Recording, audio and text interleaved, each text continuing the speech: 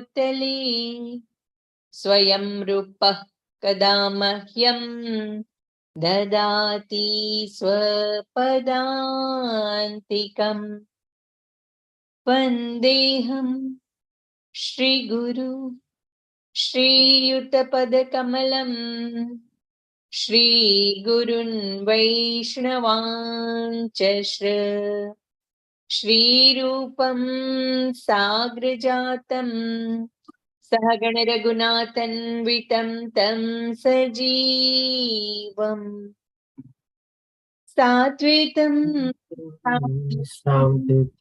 परिजन सहितं श्रीकृष्ण चैतन्य देवम् श्रीराधा कृष्ण पादान सहगण ललिता श्रीविशाखान्वितांश्च हे कृष्ण करुणा सिंधु बंधु जगत्पते गोपेश गोपिका राधा कांत नमो नमोस्तुते तप्त कांचन गौरंगी श्री राधे वृंदावनेश्वरी वृषभानुसुते देवी प्रणमामि हरिप्रिये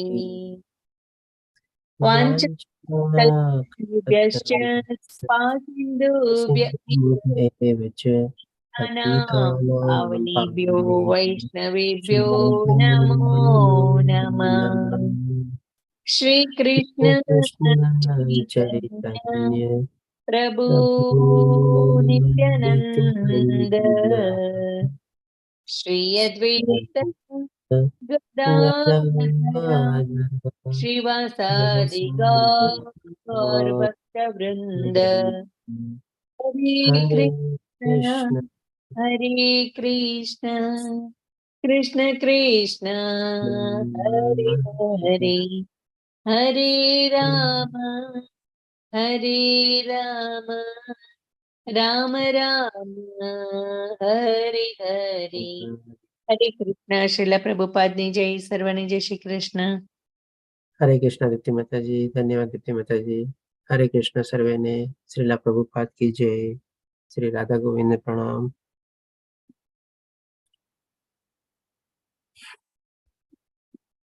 આજે આપણે શરૂ કરશું શ્રીમદ ભગવદ ગીતાનો 17મો અધ્યાય પૂર્ણાહુતિ તરફ આપણે આગળ વધી રહ્યા છે ફક્ત એક અધ્યાય બાકી રહ્યો છે આપણે કાલે આપણે 38મો બેચ છે આપણે સંપન્ન કરશું તો આ 17મા અધ્યાયનું નામ છે શ્રદ્ધાત્રય વિભાગો અથવા તો શ્રદ્ધાના 3 વિભાગો આમાં ભગવાન શ્રી કૃષ્ણ આપણને બતાવશે કે આપણે ભગવાન પ્રત્યેની શ્રદ્ધા કેવી રીતે આપણે બિલ્ડઅપ કરી શકીએ છીએ કેવી પ્રકારની આપણી શ્રદ્ધા અલગ અલગ રીતે 3 ભાગોમાં વહેંચાયેલી હોય છે અને બધી અલગ અલગ રીતોમાં ભગવાન શ્રી કૃષ્ણ આ 3 ભાગોમાં જે આપણી શ્રદ્ધા વહેંચાયેલી હોય છે એ બધું આપણને બતાવશે તો આમાં અર્જુનના પ્રશ્ન દ્વારા શરૂ થાય છે પહેલા શ્લોકમાં અર્જુન પ્રશ્ન પૂછે છે અર્જુને કહ્યું હે કૃષ્ણ જે લોકો શાસ્ત્રોના નિયમોનું પાલન નહીં કરીને પોતાની કલ્પના પ્રમાણે પૂજા કરે છે તેમની સ્થિતિ કઈ છે તેઓ સત્વગુણી છે રજોગુણી છે કે તમોગુણી છે હવે આ પ્રશ્ન ક્યાંથી ઉદ્ભવ્યો એ આપણે ઓલરેડી ગઈકાલે જાણ્યું હતું તેમ છતાં અત્યારે જોઈએ જે આપણે ગઈકાલે 16મો અધ્યાય કવર કર્યો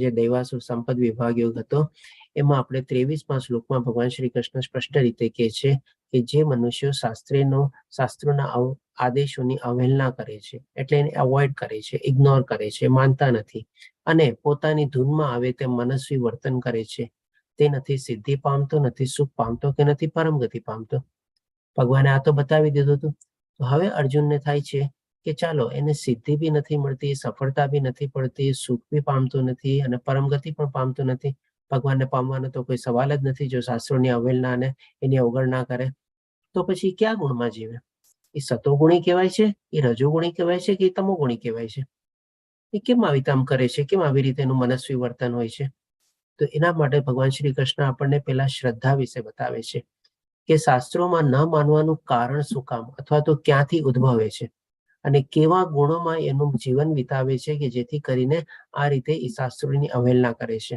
તો એના સંદર્ભમાં ભગવાન શ્રી કૃષ્ણ જવાબ આપે છે બીજા શ્લોકમાં પૂર્ણ પુરુષોત્તમ પરમેશ્વરે કહ્યું દેહધારી જીવ દ્વારા પ્રાપ્ત કરાયેલા પ્રાપ્ત કરાયેલા એટલે કે શું? એક્વાયર્ડ કરેલા.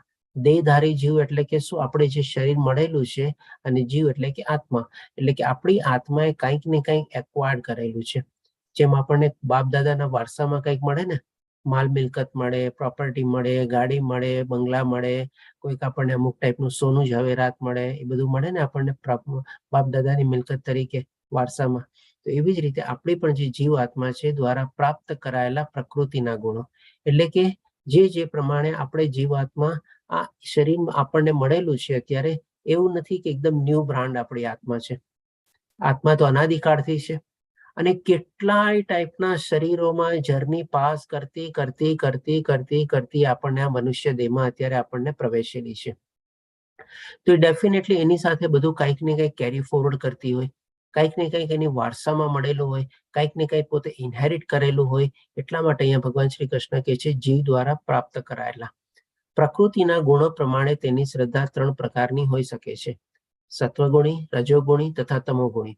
હવે આ વિશે મારી પાસેથી સાંભળ. પછી ભગવાન શ્રી કૃષ્ણ આગલા શ્લોકમાં કહે છે, 3જા શ્લોકમાં, હે ભરતપુત્ર, પ્રકૃતિના વિભિન્ન ગુણો હેઠળ મનુષ્યના અસ્તિત્વ પ્રમાણે એટલે કે શું? જેવું એને દેહ મળ્યો, ભૌતિક પ્રકૃતિના સંસર્ગમાં આવ્યા, કોન્ટેક્ટમાં આવ્યા, ત્યારે એનાથી બદ્ધ થઈ જાય છે, અને પછી એ પ્રકૃતિના ગુણો હેઠળ, પ્રભાવ હેઠળ એ આસ્તે આસ્તે ગ્રો કરે છે, અથવા તો વિકસિત કરે છે, ડેવલપ થાય છે.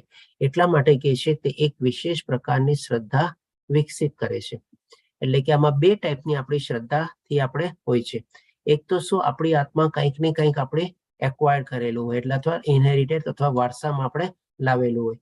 અને પછી જે પ્રમાણે આપણી સામે સંજોગો આવે, પરિસ્થિતિ આવે, જે માણસોના આપણે સંગમાં આવીએ, જેવા વાતાવરણના સંગમાં આવીએ, જેવી આપણને સિચ્યુએશન મળે, સર્કમસ્ટાન્સીસ મળે, અલગ અલગ જગ્યા મળે, અલગ અલગ માણસોની બધાના આપણે વર્તનમાં આવીએ, એટલે કે આ રીતે આપણી શ્રદ્ધા પછી વિકસિત થાય, આસ્તે આસ્તે ડેવલપ થાય. આપણે જીવે સ્વયં અર્જિત કરેલા એટલે કે શું? આપણે એને એક્વાયર કરેલા. પેલા હતા એને કે શું? પ્રાપ્ત કરાયેલા હતા. અને અહીંયા ભગવાન શ્રી કૃષ્ણ શું કહે છે કે અર્જિત કરેલા, એટલે કે જે પ્રાપ્ત કરાયેલા મીન્સ શું? ઇનહેરિટ કરેલા છે. અને જે અર્જિત કરેલા શું મીન્સ કે આજુબાજુના સિચ્યુએશન પ્રમાણે, વાતાવરણ પ્રમાણે જેમ જેમ એ મોટો થાય છે, વિકસિત થાય છે, એ પ્રમાણે કંઈક ને કંઈક એવું એમાંથી મેળવે છે, નવું શીખે છે. એટલે કે અર્જિત કરેલા ગુણો અનુસાર જ તેને અમુક વિશેષ શ્રદ્ધાયુક્ત કહેવામાં આવે છે. હવે આ બધી જે ભગવાને 2 શ્લોકમાં આપણને 2 ટાઈપથી બતાવ્યું કે આપણી શ્રદ્ધા કેવી રીતે ડેવલપ થાય છે, અથવા કેવી રીતે વિકસે છે, અને આપણે ઓલરેડી શું કંઈક ને કંઈક લઈને આવ્યા હોઈએ છીએ. તો આને એક આપણે દાખલા રૂપે આપણે સમજી લઈએ. માની લો એક બાળક જન્મજાત થઈને આપણે હોસ્પિટલમાંથી ઘરે આવ્યું છે.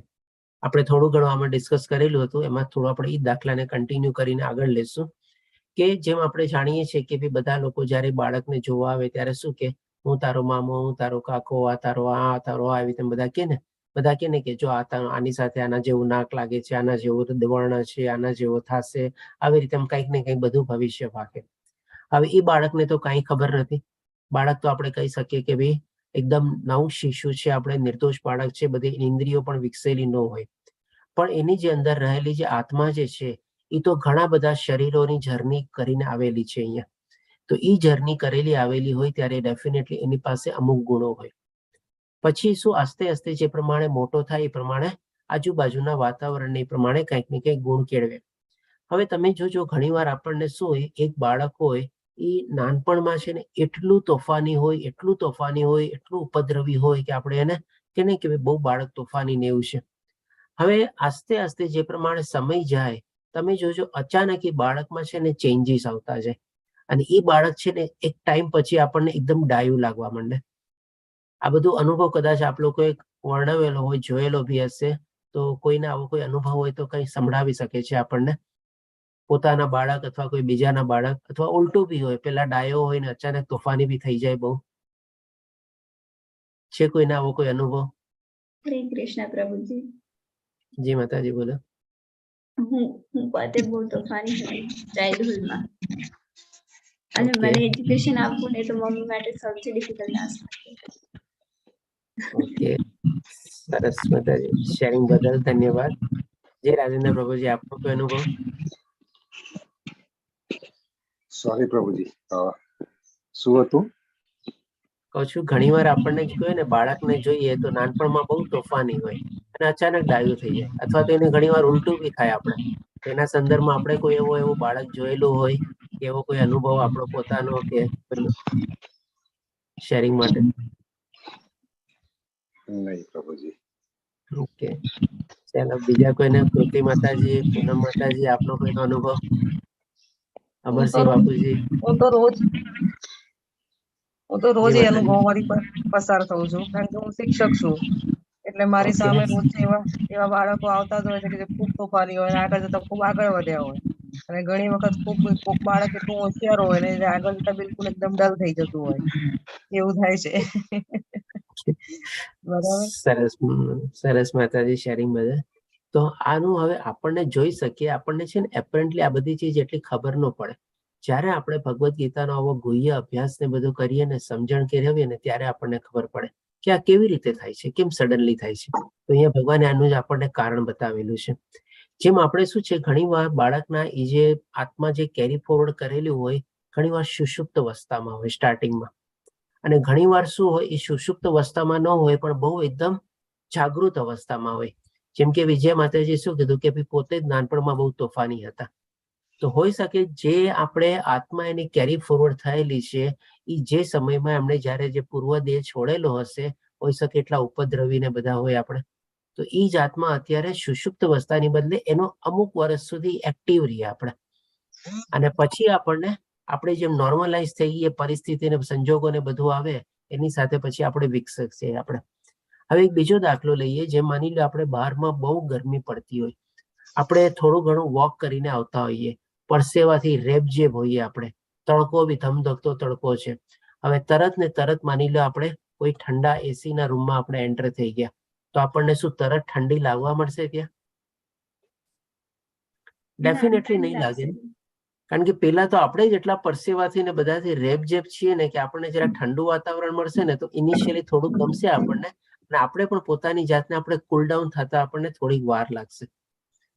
એવી જ રીતે બીજો દાખલો બી હોય. માની લો એકદમ ઠંડીમાં એસીમાં બેઠેલો છે 4, 5, 6 કલાક, આખો દિવસ સવારે આવીને એન્ટર સાંજ સુધી, અને પછી બપોરે બહાર નીકળવાનું થાય છે લંચ ટાઈમમાં કેમ, અને એકદમ બહારમાં તડકો હોય છે, તો કેવું લાગે છે આપણને?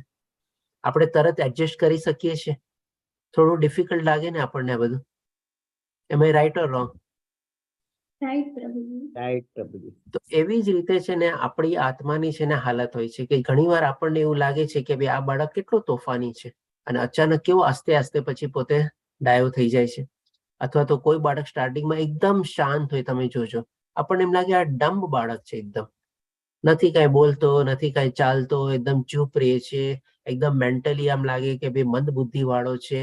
અને એ જ બાળક જેમ કૃતિ માતાજીએ કીધું ને આગળ જઈને એટલો ડાયો થઈ જાય ને એટલો હોશિયાર થઈ જાય ને એટલા સારા સારા કામ કરે, આપણને વિચારવામાં જ ન આવે કે આ તો એકદમ બુદ્ધુ જેવો બાળક લાગતો તો કેમ આવી રીતે થઈ ગયું. તો એ રીતે આપણે સમજી શકીએ છીએ કે ભાઈ આ રીતે આપણી આત્મા એક સ્ટેજમાંથી બીજા સ્ટેજમાં જ્યારે જાય છે, એક દેહમાંથી બીજા દેહમાં જાય છે, ત્યારે એને થોડોક એડજસ્ટિંગ ટાઈમ લાગે છે આપણને. એ એડજસ્ટિંગ ટાઈમ કોઈક જગ્યાએ બહુ ઓછો હોય, કોઈક જગ્યાએ થોડોક વધારે વર્ષોનો લાંબો બી હોઈ શકે. તો આ પ્રમાણે છે ને આપણી શ્રદ્ધા બી જે છે ને એ પ્રમાણે જ વિકસે છે આપણે. આમ ભગવાન શ્રી કૃષ્ણ કહે છે કે અમુક વિશે શ્રદ્ધાયુક્ત કહેવામાં આવે છે. પછી હવે ભગવાન શ્રી કૃષ્ણ આપણને શરૂઆત કરે છે આ શ્રદ્ધા કેવી રીતે આપણે સ્થિતિ પ્રમાણે, સંજોગ પ્રમાણે, પરિસ્થિતિ પ્રમાણે, એના પ્રમાણે આપણે જેમ જેમ આપણી શરીર વૃદ્ધ પામે છે એટલે વિકસિત થાય છે, એ રીતે શ્રદ્ધા કેવી રીતે વિકસિત થાય છે. તો 8મા શ્લોકમાં ભગવાન શ્રી કૃષ્ણ પહેલા બધું ખાવાથી શરૂઆત કરે છે. એટલે કે જે અન્ન સત્વગુણી મનુષ્યોને પ્રિય છે, તે આયુષ્ય વધારનાર, જીવન શુદ્ધ કરનાર અને બળ, સ્વાસ્થ્ય, સુખ તથા તૃપ્તિ આપનારું છે. આવું અન્ન રસયુક્ત, સ્નિગ્ધ, પોષણ કરનારું તથા હૃદયને ભાવે એવું હોય છે. એટલે કે આ રીતે ભગવાન શ્રી કૃષ્ણ સત્વગુણી ફૂડ વિશે આપણને બતાવે છે કે આ જે પ્રકારના માણસો હોય છે જે સત્વગુણીમાં જીવતા હોય છે એને આવા પ્રકારનો ખોરાક ભાવતો હોય છે. અને એના પહેલા આપણને લાક્ષણિકતા બી બતાવે છે કે ભાઈ જીવન શુદ્ધ કરનાર છે આપણે, બળ, સ્વાસ્થ્ય, કારણ કે એટલે એ આપણને શક્તિ આપે છે. સ્વાસ્થ્ય ક્યારે આપણું સારું થાય? જ્યારે આપણને એમાંથી પ્રોપર ન્યુટ્રિશન ની બધું આપણને ફૂડ મળે, આપણના શરીરને, સ્નાયુને બધાને બળ મળે, ત્યારે જ આપણું સ્વાસ્થ્યની સારું થાય. અને આવી રીતે બળ અને સ્વાસ્થ્ય આપનારું હોય એટલે ભગવાન શ્રી કૃષ્ણ કહે છે સુખ અને તૃપ્તિ બી આપે છે, એટલે કે સંતોષ આપે છે આપણને. અને આ કેવા પ્રકારનું ફૂડ હોય છે તો કે ભાઈ રસયુક્ત એટલે કે જ્યુસી હોય છે, સ્નિગ્ધ એટલે કે સ્લાઇટલી ચિકાસ વાળું હોય છે, અથવા તો એને સ્મેલી બી હોય છે, સુગંધ બી સારી આવે છે. પોષણ કરનારું ડેફિનેટલી બળ સ્વાસ્થ્ય આપણને સારું કરનારું હોય તો પોષણ આપનારું હોય જ છે. તથા જે બહુ મહત્વનું જે છે કે છે આમાં ભગવાન શ્રી કૃષ્ણ હૃદયને ભાવે એવું હોય છે. ખાલી ભગવાન એક આ સત્વગુણ ફૂડ માટે જ આપણને કહે છે કે હૃદયને ભાવે એવું હોય છે. અને હૃદયને ભાવે એવો મતલબ શું? તો કે આપણી આત્માને ભાવે છે, કારણ કે આપણા હૃદયની અંદર જ આપણી આત્મા રહેલી છે. એટલે કે આવો ટાઈપનો જો સત્વગુણી ફૂડ આપણે લઈએ તો એ આપણું બધી રીતે આપણને ફાયદાકારક હોય છે. તો એના દાખલા રૂપે જેમ કે અહીંયા કોઈ મંદિરની કે એનું આપણે પાતળ છીએ પ્રસાદી રૂપમાં, બધું એમાં સત્વગુણી ખોરાક જ હોય છે. આપણે ઘરમાં જે પ્રમાણે રોટલી, દાળ ભાત, શાક, સલાડ ને બધું જે ખાઈએ છીએ એ દહીં, છાશ, દૂધ એ બધું બી આપણે સત્વગુણી છે. એવી જ રીતે આપણે ફ્રૂટ્સ છે, પછી ડ્રાય ફ્રૂટ્સ છે, આ બધું શું છે? સત્વગુણી ફૂડ કહેવાય છે આપણે. તો આ રીતે ભગવાન શ્રી કૃષ્ણ જે માણસ સત્વગુણીમાં જીવતા હોય છે એને આવું સત્વગુણી ફૂડ ભાવતું હોય છે. હવે ભગવાન શ્રી કૃષ્ણ આપણને રજોગુણી ફૂડ જેને ભાવે છે એ પણ વર્ણવે છે. તો કે અતિશય કડવું, ખાટું, ખારું, ગરમ, તીખું, લુખું તથા બળતરા કરનારું અન્ન રજોગુણી મનુષ્યોને પ્રિય હોય છે. આવા અન્ન દુઃખ, શોક તથા રોગ ઉત્પન્ન કરે છે. જસ્ટ ઓપોઝિટ ટુ સાત્વિક ફૂડ. સુખ, શાંતિ, પછી હૃદયને ભાવે એવું બળ સ્વાસ્થ્ય આપનારું આ બધી ચીજ આમાં હોતી નથી. કહેવાતો કે રજોગુણી ફૂડમાં, કારણ કે શું હોય છે? અતિશય ખાટું, કડવું, ખાટું, ગારું, ગરમ. આજે તમે ઘણી વાર જોજો યંગસ્ટર લોકોને છે ને બહુ આવું ફૂડ ભાવતું હોય છે. એકદમ સ્પાઇસી ફૂડ માટે તો એ લોકો આપણે કે ને વલખા મારતા હોય છે. અને જે આવા બધા જંક ફૂડ આપણે કહીએ એ પણ બધા એવા જ હોય છે. આપણે પ્લીઝ પોતપોતાને બધાને મ્યુટ રાખજો. કે જેમ કે આપણે અહીંયા ફોટા આપેલા છે એમાં થોડું ઘણું જોઈએ આપણે. આવા બધા જે પેકેટ મળે છે આપણને જંક ફૂડમાં, જેમાં આપણે કહીએ કે ભાઈ હવા વધારે હોય છે અને એકચ્યુઅલ કન્ટેન્ટ તો બહુ ઓછું હોય છે આપણે. અને ક્યારેક આ બધા પેકેટોનો જો તમે કિલોનો ભાવ કાઢો ને, જેટલા ઓછા ગ્રામમાં માત્રામાં આપણને મળે છે અને જે પ્રમાણેનો ભાવ હોય છે, કિલોનો ભાવનો કન્વર્ટ કરો તો એના કરતા સામે છે ને આપણને કોઈ ડ્રાય ફ્રૂટ અથવા જેમ કે ખજૂર છે, ક્યારેક તો આપણે કે કિસમિસ, કાજુ પણ છે ને, એ બધાના 1 કિલોની સામે આપણને એ સસ્તા પડતા હશે. અને આ ફૂડમાંથી આપણને પેકેટમાંથી શું મળે છે એની સામે આપણને સત્વગુણી ડ્રાય ફ્રૂટ જે આપણે ખાઈએ એમાં આપણને શું મળે બોલો? કેટલો ફાયદો થાય. એવી જ રીતે જેમ આપણે તીખું તમતું આપવું છે, એકદમ જ્વલનશીલ ફૂડ આપણે જો ખાઈએ તો ડેફિનેટલી આપણને કેટલી તકલીફ થાય છે. એક દાખલા રૂપે લઈએ, માની લો કોઈક આપણે લગ્ન પ્રસંગ આવે. હમણાં તો ખેર હવે ચાતુર્માસની શરૂ થઈ ગયા છે, લગ્ન પ્રસંગ આવવાનો સવાલ હમણાં ઓછો છે આપણે. પણ માની લો પાછા ફરીથી આપણે લગ્નની સિઝન આવશે, આપણે કોઈ લગ્નમાં ગયા હોઈએ અને ત્યાં આપણે આવું કોઈ તીખું તમતું થોડું ઘણું આપણે ખાઈ લઈએ છીએ આપણે શરીરના સુખ માટે, જીભને આપણે સંતોષવા માટે. બીજે દિવસે આપણે કેવી હાલત થાય છે?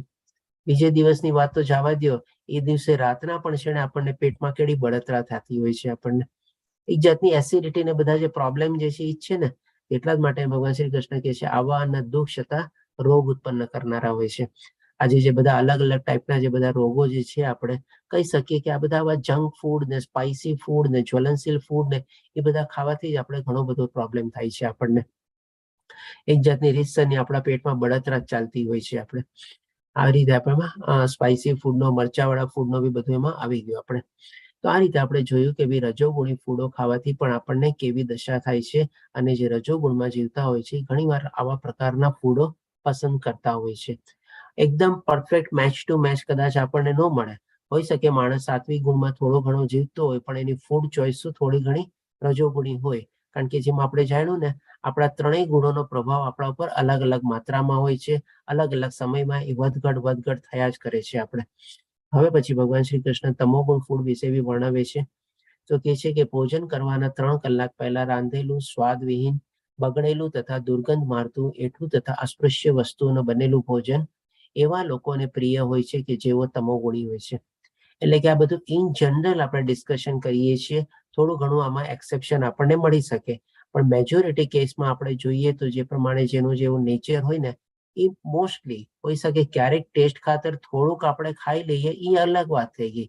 પણ રેગ્યુલર જે લોકોનું ટેસ્ટ હેબિટ જે હોય છે ને એ લોકોને ઈ જ જોવે આપણે. જે સત્વગુણમાં જીવતો હોય એને એવી જ રીતે સાદો ખોરાક ને બધું એને ભાવતો હોય. પણ જે રજોગુણીમાં જીવતો હોય એને તમે કન્ટિન્યુઅસલી 4-5 દિવસ બી સત્વગુણી ફૂડ આપો, એ પછી કે ભાઈ હવે આ બધું ભાવતું નથી, મને મારા ટેસ્ટનું આપો.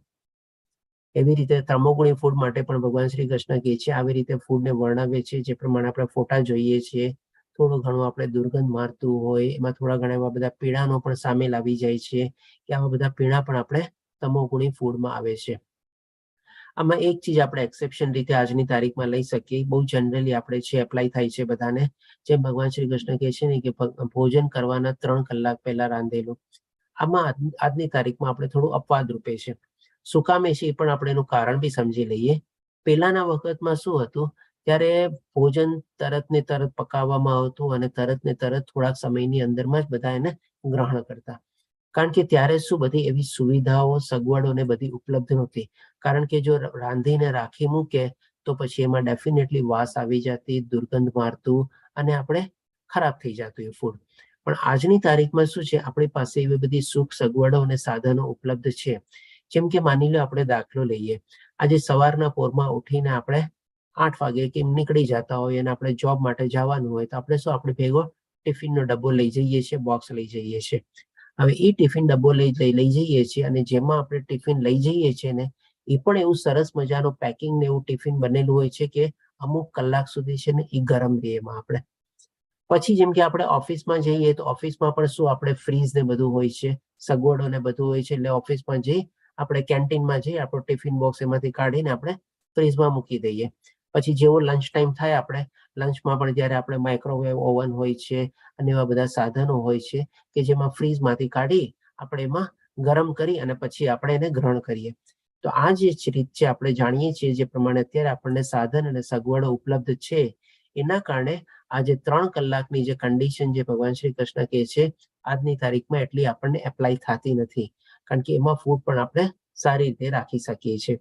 પણ ડેફિનેટલી થોડો ઘણો તમે જોજો, ઉતરતું ગરમ ગરમ આપણે ખાઈએ અને પણ આપણને માતાના કે કોઈકના આપણા ઘરમાં આપણને પ્રિય વ્યક્તિના હાથે પીરસેલું આપવામાં આવે અને એ જ ખોરાક આપણે ટિફિનમાં લઈ જઈએ અને પછી ગરમ કરીને આપણે ખાઈએ ને, થોડો ઘણો તો છે ને સ્વાદ ચેન્જ હોય જ છે આપણે એમાં. પણ બગડી નથી જતું, એમાં વાસ નથી આવતી આપણે તો. અને ડ્યુ ટુ આપણી જે બિઝી લાઈફ થઈ ગઈ છે, પ્રેક્ટિકલ લાઈફ જેવી છે આપણે, તેમાં સંપૂર્ણ રીતે આપણે એ પોસિબલ બી નથી કે આપણે એકદમ તાજું ફૂડ હંમેશા ખાઈ શકીએ. એટલે કે થોડું ઘણું એક્સેપ્શન આજની તારીખમાં આપણે ચલાવી શકીએ છીએ ને એ આપણા માટે બરાબર થાય છે એપ્લાય, કારણ કે સાધનો અને સગવડો બધા અવેલેબલ છે એટલા માટે. હવે આપણે જોઈએ કે ભગવાન શ્રી કૃષ્ણ ખાવાથી ને એનાથી શું કામ કરે છે. એનું કારણ બી જોઈએ આપણે કે આપણે જે આપણે ખોરાક ખાઈએ છીએ એનો જે આપણે સૌથી મોટો જે ઘટક હોય એ આપણે જેમ બીજે દિવસે સવારે ટોયલેટ ને એમાં જઈએ તો એમાં બહાર નીકળી જાય છે આપણે. પછી જે મધ્યમ ઘટક જે હોય છે એ આપણા બધા માંસપેશીઓ, હાડકાં એનાથી બધામાં ડેવલપ થાય છે અને એની અંદર સમાઈને વિકસે છે આપણે. અને જે એકદમ સૂક્ષ્મ ઘટક એટલે કે માઇક્રો જે ઘટક હોય છે આપણે, એ જે છે એ આપણા બુદ્ધિ સુધી પહોંચે છે આપણે, મન અને બુદ્ધિ સુધી પહોંચે છે આપણે, જેનાથી આપણી બુદ્ધિ વિકસિત થાય છે. એટલા માટે જ આપણે કહીએ છીએ ને ઘણી વાર અન્ન એવો ઓળખાય. કારણ કે જેવું આપણું ખાધું હોય, જેવી આપણી બુદ્ધિ વિકસે, જેવા બુદ્ધિ વિકસે એવા આપણા મનમાં વિચારો આવે, જેવા વિચારો આવે એવું આપણી વાણીમાં આવે, જેવું આપણી વાણીમાં આવે એવું આપણા વર્તનમાં આવે. એટલે કે આપણે જોઈ શકીએ છીએ કે ભાઈ ખાવાનું જે છે આપણા વર્તનમાં, આપણી વાણીમાં, આપણા વિચારવાની પ્રક્રિયામાં બધામાં બહુ મહત્વનો અગત્યનો ભાગ ભજવે છે આપણે. એટલા જ માટે જેમ આપણે જોઈએ કે ભાઈ જેમ આવા જો જંક ફૂડ ને બધું ખાઈએ આપણે તો કેવી આપણી અસર થાય, આપણી બુદ્ધિ કેવી રીતે વિકસે. અને જો આવી જ રીતે આપણે સતોગુણી આપણે સૂપ, સલાડ, સ્પ્રાઉટ્સ જે આપણે ખાઈએ કેટલું સરસ રીતે વિકસે આપણે. જેમ સાત્વિક ફૂડમાં આપણે શું છે, એસ ઉપરથી શરૂ થાય. તો આપણે સમજી લેવાનું કે આજે 3 ચીજ પણ છે ને આપણે એસ ઉપરથી શરૂ થાય છે, સૂપ, સલાડ અને સ્પ્રાઉટ્સ. આ 3 ચીજ જો આપણે ખાઈએ ને તો આપણે ઘણો ખરો આપણે સાત્વિક ખોરાક અથવા આહાર લઈએ છીએ એ જ આપણે માની શકીએ આપણે. અને રજોગુણ ને બધું આપણે જાણીએ છીએ કે ભાઈ કેવા બધા જંક ફૂડ ને બધા આપણે એમાં ઘણા બધા પીણાનો પણ એમાં સામેલ થઈ જાય છે. આજની તારીખમાં પર્ટિક્યુલરલી યંગસ્ટર લોકોને છે ને આવી બહુ ખરાબ હેબિટ પડી ગઈ હોય છે કે ખાવા બેસે એની સાથે કંઈક ને કંઈક આવું પીણું એ લોકોને કોલ્ડ ડ્રિંક ના રૂપમાં જોવે. શું કેવી દો કે ધક્કો મારવા કંઈક જોવે ને. હવે આવી શું કામે આવું જોતું હોય છે?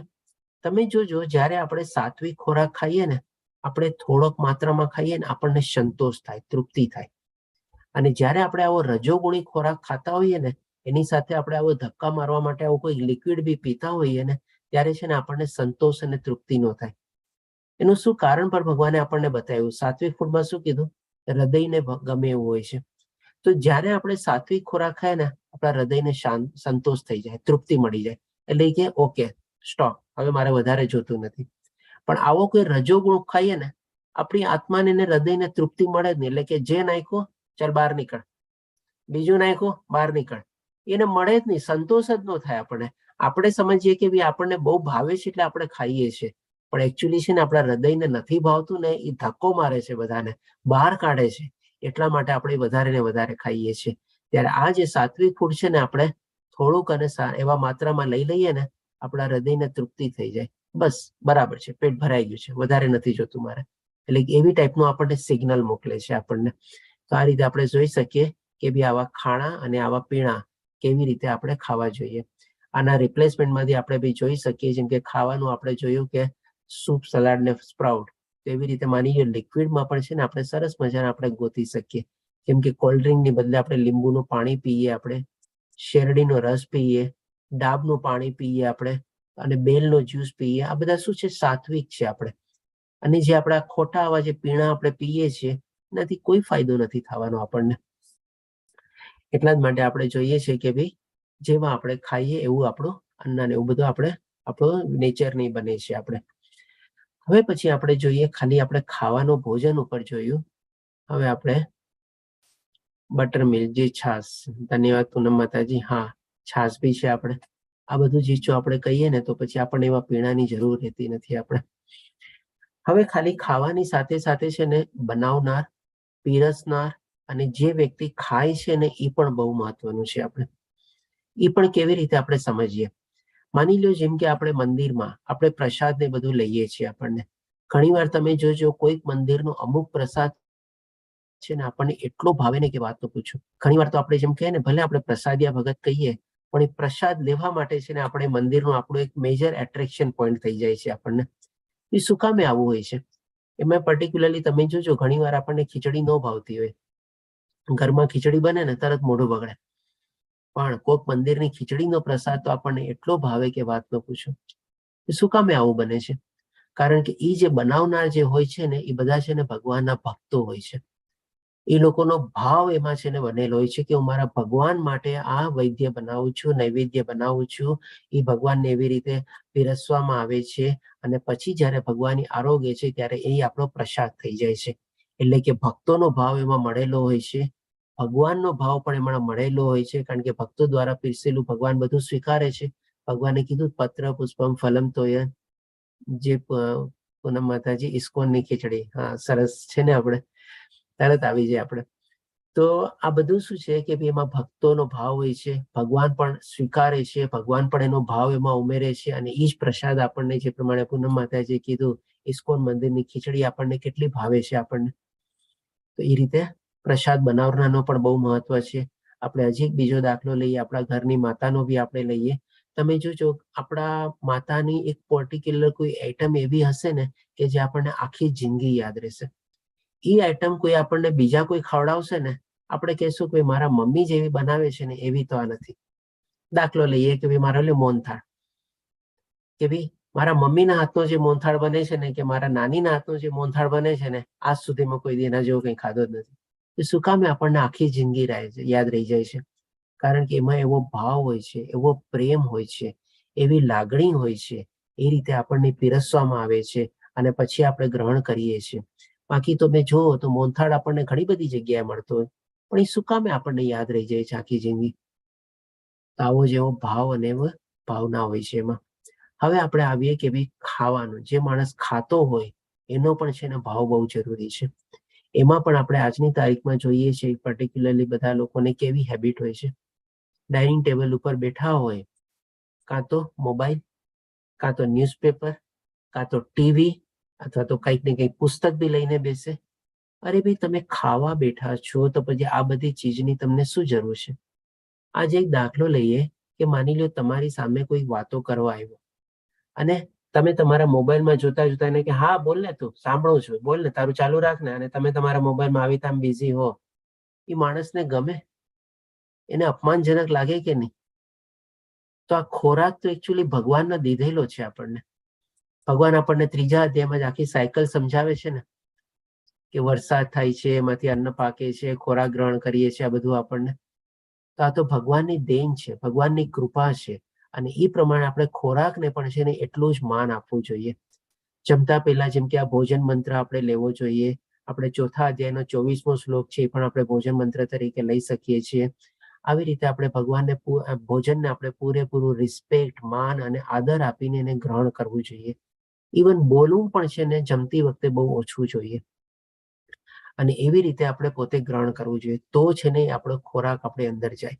પણ આજની તારીખમાં તો શું આમ હોય અને આમાં કોળિયા ભરતા હોય. ઘણી વાર તો ક્યાં હાથ જાતો હોય ને ક્યાં કોળિયો જાતો હોય, મોઢામાં ક્યાં જતો હોય ને એ ખબર ન હોય. બોલો, આવી રીતે હોય. તો આ રીતે ડેફિનેટલી ન હોવું જોઈએ. આપણે સારા બનાવવાનો ભાવ હોય, પીરસનારનો ભાવ હોય અને ખાવાનો પણ એટલો જ ભાવ આપણે રાખવો જોઈએ. અને એ રીતે આપણે ભોજન ગ્રહણ કરવું જોઈએ. તો આ રીતે આપણે થોડુંક ખાવા પ્રત્યે 3-4 સ્લાઇડ હતી, એમાં થોડોક આપણે સમય સારો એવો વાપરો. કારણ કે ખાવું બહુ જરૂરી છે. ખાવા વગર આપણને 1 સેકન્ડ પણ ન ચાલે. આપણે ભલે અત્યારે આપણે પુરુષોત્તમ માસ ચાલે છે, હોઈ શકે આપણે બધા ઉપવાસ એકટાણાના પણ નિયમ લીધેલા હશે, પણ કંઈક ને કંઈક તો આપણે ખાતા પીતા જશું. કાં આપણે ફળાહાર લેતા હશું, દૂધ દહીં લેતા હશું, અથવા તો એક ટાઈમ જમતા હશું, પણ ડેફિનેટલી ખાધા વગર આપણને ચાલે જ નહીં. હવે ભગવાન શ્રી કૃષ્ણ યજ્ઞ ઉપર આવે છે કે યજ્ઞ ઉપર આપણે કેવી ભાવનાથી કરવા જોઈએ. તો 11મા શ્લોકમાં ભગવાન શ્રી કૃષ્ણ કહે છે, જે યજ્ઞ શાસ્ત્રોક્ત વિધિ પ્રમાણે કર્તવ્ય સમજીને ફળની આકાંક્ષા નહીં રાખનારા લોકો દ્વારા કરવામાં આવે છે તે સાત્વિક હોય છે. એટલે કે આજને આપણે જાણી ગયા છે કે કળિયુગમાં જે આપણે હરે કૃષ્ણ મહામંત્રની જો આપણે માળા જપીએ, કોઈ પણ આપણે ભગવાનના મંત્રનો આપણે જાપ કરીએ, તો એ જ આપણા માટે યજ્ઞ છે. સ્મરણમ, કીર્તનમ અને શ્રવણમ. અને આવી કોઈ કથા ને બધું એમાં સાંભળીએ, આવા કોઈ ક્લાસીસમાં આપણે ભાગ લઈએ, તો એ જ આપણા માટે અત્યારે એ સારો એવો યજ્ઞ છે. આપણે અને આ જે યજ્ઞ કરતા હોઈએ, જેમ કે અત્યારે પુરુષોત્તમ માસમાં બી કોઈએ નિયમ લીધો હોય કે ચાલો હું જેટલી માળાની સંખ્યા કરું છું એમાંથી આટલી માળાની સંખ્યા હું વધારે કરીશ, તો એવું નથી કે એની અંગેશમાં કંઈક ફળની પ્રાપ્તિની ઈચ્છા રાખવાની, પણ ભગવાનના યજ્ઞ તરીકે ભગવાનને સ્મરણ કરીને, ભગવાનને યાદ કરીને આપણે કરવાનું છે. એટલે કરવાનું છે, as a matter of duty આપણે કરવાનું છે. કોઈ પણ ફળની આપણે આકાંક્ષા રાખવાની નથી. તો આપણે આ સાત્વિક યજ્ઞ કહેવાય. આપણે ભલે ડેફિનેટલી આપણને આ પુરુષોત્તમ માસમાં જે કાંઈ પણ આપણે નિયમ લેશું, જે કાંઈ પણ આપણે ભગવાનની ભક્તિ કરશું, એના આપણને 100, 10, 1000 ગણું નહીં, પણ કરતા લાખ અને કરોડ ગણું પણ આપણને ફળ મળવાનું જ છે. કારણ કે બધા આપણને ભગવાન પ્રાપ્ત દ્વારા આપણને ફળ મળશે જ. એ લોકો દેવી દેવતાઓ આપણા ઉપર કૃપા કરવાના જ છે. પણ આપણે એવી કોઈ આશા નથી રાખવાની, અથવા આપણે કોઈ એમ નથી કરવાનું કે આ મળી જશે તો આટલી માળા કરીશ, અથવા આ માળા કરું તો મારું આ કામ પાર થઈ જાય. એવી કોઈ આપણે ઈચ્છાથી આપણે નથી કરવાની. કરવાનું છે એટલે કરવાનું છે. જેમ ઘરમાં માતા હોય, એના બાળકને એના માટે ખોરાક બનાવતી હોય, બનાવવાનું છે એટલે બનાવવાનું છે. બસ એમ નહીં કે ભાઈ દીકરો મોટો થઈને મારી સેવા કરશે કે આમ કરશે, એવી કોઈ આશા નથી રાખવાની. ઘણી વાર તો મોટા થઈને દીકરાઓ કંઈ કરતા બી નથી મા બાપનું, તેમ છતાં પણ મા બાપ તો એવું કઈ આશા નથી રાખીને કરે જ છે ને બાળકનું બધું. તો એવી જ રીતે આપણે પણ જે કાંઈ પણ યજ્ઞ કરતા હોઈએ, એ જ ભાવનાથી આપણે કરવાનો છે, કોઈ ફળની આશા રાખ્યા વગર. પછી 12મા શ્લોકમાં ભગવાન શ્રી કૃષ્ણ રજોગુણ વિશે, યજ્ઞ વિશે વર્ણવે છે. પરંતુ હે પરશ્રેષ્ઠ, જે યજ્ઞ અમુક દુન્વય લાભ માટે કે ગર્વ ખાતર કરવામાં આવે છે, તેને તું રજોગુણી જાણ. તો તમે કહેશો કે આવા રજોગુણી યજ્ઞ આજની તારીખમાં કેવા થાય છે? હવે આના પછી જે બધા જે આપણે છે ને, એમાં આપણે પ્રેક્ટિકલી દાખલાની સાથે લઈને આપણે એને સમજવાની કોશિશ કરશું, કે જેથી કરીને આજે આપણે કનેક્ટ કરી શકીએ આપણે, અને ઇઝીલી આપણને સમજાય જાય. તો ડેફિનેટલી આવા રજોગુણી યજ્ઞ આજની તારીખમાં બી થાય છે. આપણે એક્ઝામ્પલ લઈએ, માની લો કોઈ કે નવું ઘર લીધું હોય, અને નવું ઘર માટે શું પેલા વાસ્તુ હવન કરે, ગ્રહ શાંતિ કરે, આવી રીતે બધા હવન ને યજ્ઞ કરે ને, તો હોઈ શકે એનો ઉદ્દેશ હશે યજ્ઞ ને હવન કરવાનો, પણ આપણે એની પાછળનું જો કારણ હોય ને ક્યારેક જાણીએ ને, જેમ કે પંડિતજી અને દંપતી જે છે, જેને ઘર લીધું છે, એને સાથે પૂજામાં અને હવનમાં બેસાડે. 5, 10, 15, 20 મિનિટ, અડધી કલાક થાય ને, પછી પૂજારી શું કે, હવે આપ બંનેનું કામ થઈ ગયું, આપ આપનું કામ કરો, હું બાકીની વિધિ હું કમ્પ્લીટ કરું છું. તો આ જે દંપતી હોય ને, એની રાત જોઈને બેઠા હોય કે ક્યારે મને મહારાજ અથવા પૂજારી ઉભા થવાનું કહે, અને જેટલા બધાને મેં આમંત્રિત કર્યા છે એની પાસે હું જાઉં અને આખા મારા જે નવું ઘર અથવા નવું મકાન જે છે ને એનું વર્ણન કરું. શું કે આવો આવો આવો, આ જુઓ, આ સાઉથ ઓપન, આ નોર્થ ઓપન, આ માર્બલ, આ ટાઇલ, આ ગ્રેનાઇટ, આ ફર્નિચર અહીંયાથી લીધું, આ માંથી લીધું, આટલું મોટું આમ છે, આ તેમ છે, બધું એનું જ વર્ણન કરવામાં આવે.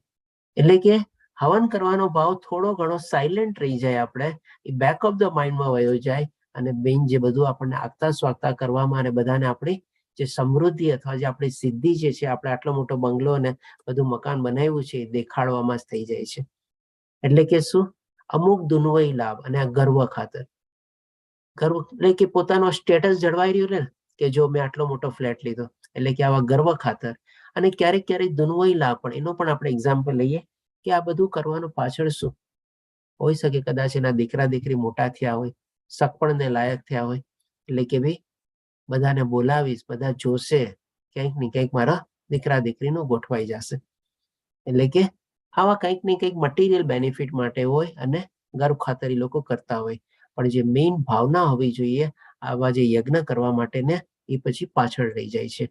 તો આને કહેવાય છે કે ભાઈ આ રજોગુણી યજ્ઞ છે. હવે આપણે ભગવાન શ્રી કૃષ્ણ આપણને તમોગુણી યજ્ઞ વિશે બી બતાવે છે. તો 13મા શ્લોકમાં કહે છે કે જે યજ્ઞ શાસ્ત્રોક્ત નિર્દેશોની ઉપેક્ષા કરીને, પ્રસાદ વેચ્યા વિના, વેદ મંત્રોના ઉચ્ચારણ વગર, પુરોહિતોને દક્ષિણા આપ્યા વિના અને શ્રદ્ધા વગર કરવામાં આવે છે તે તામસી યજ્ઞ ગણાય છે. તો આમાં જેમ ફોટો આપેલો છે ને, એની સ્ટોરી આપણે લઈ લઈએ. એમાં આપણને આ બધા જે ભગવાન શ્રી કૃષ્ણ વર્ણવે છે ને, બધું ચીજ એમાં સમાઈ જશે. તો આ ભસ્માસુર કરીને એક અસુર હતો. શું કામ એનું નામ ભસ્માસુર પડ્યું હતું એ પણ આપણે જાણશું. એ ભગવાન મહાદેવની બહુ કઠોર તપસ્યા કરે છે. અને આ તમે જોવો છો અહીંયા આવી આમ યજ્ઞ પ્રગટાવેલો છે, કારણ કે એ ટાઈમમાં એવી રીતે યજ્ઞ થતા. અને એ યજ્ઞમાં આપણે કંઈક આહુતિ આપવાની હોય. ત્યારે આ જે ભસ્માસુર હતો એ શેની આહુતિ આપે છે? પહેલા તો કે ભાઈ એના શરીરમાંથી કૂપી અને બધું લોહી ને બધું કાઢીને પ્રમાણેની આહુતિ આપે છે, મહાદેવને પ્રસન્ન કરવા માટે. મહાદેવજી પ્રસન્ન નથી થતા. પછી એના કંઈક અંગ ઉપાંગો, આંગળી ને આ ને તેને કંઈક કાપીને એમાં આહુતિ તરીકે આપે છે. ભગવાન પ્રસન્ન નથી થતા. પછી શું કરે છે? અંતે એ પોતાનું ધડ અથવા તો પડોતું ગળું કાપીને એમાં આહુતિ દેવા જાય છે. ત્યારે મહાદેવજી છે ને કહે ને કે આપણે પ્રસન્ન કરવા એટલે કે ભાઈ થવું પડે છે, એટલા માટે થાય છે. અને આવી રીતે ભગવાન શંકર ત્યાં પ્રગટ થાય છે અને આને પૂછે છે કે ભાઈ બોલ, તને તું આટલી કઠોર તપસ્યા કરસ, શું કરસ, તને શું જોવે છે? તો આ ભસ્માસુર કહે છે કે પેલા મને વચન આપો કે તમે મને આ વરદાન આપશો. ત્યારે શંકર ભગવાન તો આપણે જાણીએ છીએ બહુ ભોળા હતા. કઈ વધારે વિચાર્યા વગર કહે છે કે અચ્છા બોલ, તારે શું વરદાન જોવે છે? તો એ કહે છે કે ભાઈ હું જેના માથા ઉપર હાથ મૂકું એ ત્યાં ને ત્યાં બળીને ભસ્મ થઈ જાય એવું મને વરદાન આપો. ભોળેનાથ છે, જાણે છે કે ભાઈ અત્યારે હવે તો એનું પોતાનું ગળું કાપીને આહુતિ દેવા માંડ્યો છે, તો ચાલે ને તથાસ્તુ કરું. એટલે કે આવી રીતે એને એ વરદાન આપી દે છે. હવે આ રીતે એનું નામ ભસ્માસુર પડે છે. અને આ વરદાન પ્રાપ્ત કર્યા પછી એ જે અસુર હતો જેનું નામ ભસ્માસુર છે, આપણે એ ઇમિડિયેટ એક્સપેરિમેન્ટ કરવા માંગે છે કે ભાઈ હું તરત ને તરત અત્યારે આપણા માથા ઉપર એટલે કે મહાદેવજીના માથા ઉપર હાથ મૂકવા માંગુ છું અને જોવા માંગુ છું કે આપે જે મને વરદાન આપ્યું એ સાચું થાય છે કે નહીં. મહાદેવજી ત્યાંથી જાય છે અને એ ટાઈમમાં બધા દેવી દેવતાઓ અને બધામાં એવી શક્તિ હતી, ઋષિ મુનિઓને બધામાં, કે શાપ અને વરદાન જે આપતા એ એકદમ શબ્દશ પૂરું સાચું પડતું. હવે મહાદેવજી આ વરદાન તો આપી દીધું અને એ જો ભગવાન શંકરના માથા ઉપર હાથ મૂકે તો બળીને ભસ્મ થઈ શકે. એટલે પછી પોતે જાય છે ભગવાન શ્રી કૃષ્ણ પાસે અને ભગવાન શ્રી કૃષ્ણ જે છે શંકર ભગવાનને મદદ કરે છે. અને એ શું કરે છે? ભસ્માસુરની જેની સાથે આવે છે પાછળ દોડતો દોડતો, એને એવી એની વાતોમાં લપટાવે છે, એ ભસ્માસુર પોતાનો હાથ પોતાના માથા ઉપર જ મૂકે છે અને ત્યાં ને ત્યાં પછી બળીને ભસ્મ થઈ જાય છે. તો આ રીતે ભગવાન શ્રી કૃષ્ણ ત્યારે શંકર ભગવાનને પણ રક્ષણ કરે છે, કારણ કે એ પણ મહાદેવજી પણ ભગવાનના બહુ મોટા ભક્ત છે આપણે. અને આવી રીતે અસુરનો એ પ્રમાણે નાશ થાય છે. હવે આ જે પ્રમાણે તપસ્યા કરતો, આખી સ્ટોરી લેવાનો મતલબ શું હતો કે ભાઈ જે અહીંયા ભગવાને વર્ણવ્યું ને, જે યજ્ઞ શાસ્ત્રોક્ત નિર્દેશોની ઉપેક્ષા કરીને, આપણા શાસ્ત્રોમાં આવા કોઈ ટાઈપના યજ્ઞનું વર્ણન છે જ નહીં કે તમારે શરીરના અંગ ઉપાંગો કાપીને એમાં આહુતિ આપવાની. પ્રસાદ વેચ્યા વિના, આમાં ક્યાંય પ્રસાદ વેચવાનું કોઈ આપણને આમાં ક્યાંય દેખાય છે? વેદ મંત્રોના ઉચ્ચારણ વગર. ડેફિનેટલી જો શાસ્ત્રોમાં નિર્દેશ જ ન હોય એમાં એવા વેદ મંત્રો બી ન હોય. પુરોહિતોને દક્ષિણા આપ્યા વગર. પ્રસાદ વેચવાનું કેવું કઈ નામ જ નથી તો પુરોહિતને બોલાવવાનો જ મતલબ શું? અને વેદ મંત્રોનું ઉચ્ચારણ જ નથી કરવાનો, પછી એમાં પુરોહિતને બોલાવીને શું કરે? અને શ્રદ્ધા વગર આખા જે એની પ્રક્રિયા હતી એમાં ક્યાંય આપણને શ્રદ્ધા દેખાય છે? એટલે કે આ બધી ચીજ આવા ટાઈપના યજ્ઞ છે ને આજની તારીખમાં બી ઘણી વાર એવા લોકો કરે છે આપણે, જે આપણે થોડા આગલા શ્લોકોમાં બી જાણશું. હવે 14મા શ્લોકમાં ભગવાન શ્રી કૃષ્ણ પેલા યજ્ઞ બતાવ્યું, પેલા આપણને ખોરાક બતાવ્યું, પછી યજ્ઞ બતાવ્યું, હવે આપણને તપ વિશે બતાવે છે. અને તપમાં પણ આપણને 3 પ્રકારનું તપ ભગવાન શ્રી કૃષ્ણ બતાવે છે. પહેલું જે તપ છે એ શારીરિક તપથી શરૂઆત કરે છે. પરમેશ્વર, બ્રાહ્મણો, ગુરુ તથા માતા પિતા જેવા વડીલોની પૂજા કરવી અને પવિત્રતા, સરળતા, બ્રહ્મચર્ય તથા અહિંસાનું પાલન કરવું એ શારીરિક તપ કહેવાય છે. ડેફિનેટલી આપણે આપણા જે પૂર્વજો હોય, આપણા જે મોટેરા હોય, આપણા ગુરુજનો હોય, મા બાપ હોય, બ્રાહ્મણો હોય, ભગવાન હોય, એ બધાને આપણે આદર આપવો જોઈએ, માન આપવું જોઈએ, એનું રિસ્પેક્ટ કરવું જોઈએ, એની પૂજા બી કરવી જોઈએ આપણે. અને ડેફિનેટલી આપણે શારીરિક પવિત્રતા એટલે કે આપણી શરીરની પવિત્રતા, બાહ્ય રીતે મનની, વાણીની, આચરણમાં પણ પવિત્રતા, સરળતા, બંને એટલું આપણે સિમ્પલ છે. બ્રહ્મચર્ય, અમુક ઉંમર પછી આપણે બ્રહ્મચર્યનું બી પાલન કરવું જોઈએ. અને અહિંસા એટલે કે ભાઈ જે કંઈ પણ આપણે જીવોની આપણે હત્યા નથી કરવાની અને આપણે કોઈના આધ્યાત્મિક માર્ગમાં પણ આપણે પાણા બનવાનું નથી, આપણે અડચણ નથી નાખવાની. તો આ બધું ભગવાન શ્રી કૃષ્ણ કહે છે શારીરિક તપ કહેવાય છે. જેમ કે અત્યારે પુરુષોત્તમ માસ ચાલે છે, ઘણા લોકો આવું કોઈ શારીરિક તપ લે કે ભાઈ ચાલો હું દિવસના આટલા ટાઈમ મંદિરે જઈશ અને ભગવાનના દર્શન ને બધું કરીશ. તો પરિવાર એમ કે ભાઈ ચાલો ચાલીને જઈશ, એવી રીતે કંઈક ને કંઈક પોતે નિયમ લે, મંદિરમાં જઈને કોઈક એવી ટાઈપની સાફ સુફી ને બધાની સેવા આપે. આ બધા આપણા શારીરિક તપ છે આપણે. હવે ભગવાન શ્રી કૃષ્ણ આપણને વાણીનું તપ બતાવે છે. સત્ય, પ્રિય લાગે એવા, હિતાવ અને બીજાને ઉદ્વેગ ન પમાડનારા વચનો બોલવા તથા વૈદિક ગ્રંથોનો નિત્ય પાઠ કરતા રહેવું એ વાણીનું તપ છે. સાચું બોલવાનું, આપણે બીજાને સારું લાગે એવું બોલવાનું. એનો મતલબ એમ નથી કે આપણે એની ચમચાગીરી કરવાની. હિતાવ એટલે કે બધાના કલ્યાણકારી માટે હોય એવું આપણે બોલવાનું. અને ડેફિનેટલી કોઈને આપણે એક્સાઇટ કરવા માટે એવા શબ્દોની બધાનો આપણે પ્રયોગ ન કરવો જોઈએ કે સામેવાળાને પણ ગુસ્સો આવે અને એ પણ ઉત્તેજિત થાય.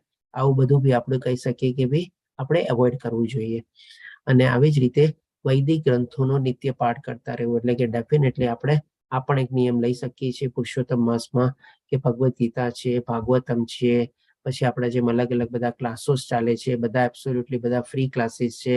ભક્તિ વૃક્ષાના ક્લાસીસ છે. લેવલ 1 ઓલમોસ્ટ કમ્પ્લીટ થવા આવ્યું છે, આપણે તો લેવલ 2 માં જોડાશું. આવી રીતે બધાનો આપણે પાઠ કરતું રહેવાનું. આના સંદર્ભમાં એક આપણે લઈએ કે જેમ અત્યારે સવારના પૂરમાં આપણે શ્લોકા પઠન અને શ્લોકા અનુવાદ ક્લાસ શરૂ થયાના અડધી કલાક પહેલા આપણે શરૂ કરીએ છીએ. દીપ્તિ માતાજી છે, વિજયા માતાજી છે, રાજેન્દ્ર પ્રભુજી છે, જે બધા આપણને શ્લોકા પઠન અને અનુવાદની સેવા આપે છે.